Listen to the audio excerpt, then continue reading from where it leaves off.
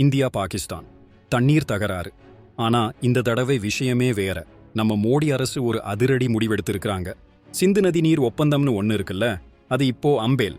ஆமாங்க, காஷ்மீர்ல நடந்த தீவிரவாத தாக்குதலுக்கு அப்புறம் இந்தியா அந்த ஒப்பந்தத்தை இப்போதைக்கு நிறுத்தி வச்சிருக்கு. இதனால என்னன்னா, சிந்து நதியோட தண்ணியை நாம முழுசா பயன்படுத்த போறோம். மோடி சாரே இந்தியாவுக்கு வர்ற தண்ணி இந்தியாவுக்கேன்னு சொல்லிட்டாரு. இது ஒரு பெரிய திருப்புமுனை. ஏற்கனவே பாதி நடந்துகிட்டு இருக்கிற ப்ராஜெக்டுகளை வேகமா முடிக்க சொல்லி இருக்காங்க. புதுசா பவர் ப்ராஜெக்ட், பாசன திட்டங்கள், அணை கட்டுற வேலைகள்னு நிறைய வரப்போகுது. முக்கியமா ஜம்மு காஷ்மீர், ராஜஸ்தான், ஹரியானா, ஹிமாச்சல பிரதேசம், டெல்லி போன்ற மாநிலங்களுக்கு இந்த தண்ணி பெரும் உதவியா இருக்கும். பாகிஸ்தானுக்கு போயிட்டு இருந்த தண்ணி இனி நம்ம மாநிலங்களை வளமாக்கும். நம்ம ஊர் விவசாயிங்களுக்கு இது ரொம்ப முக்கியம். இந்தியா எடுத்த இந்த முடிவு நம் நாட்டின் பாதுகாப்புக்கும் வளர்ச்சிக்கும் ரொம்ப முக்கியம்.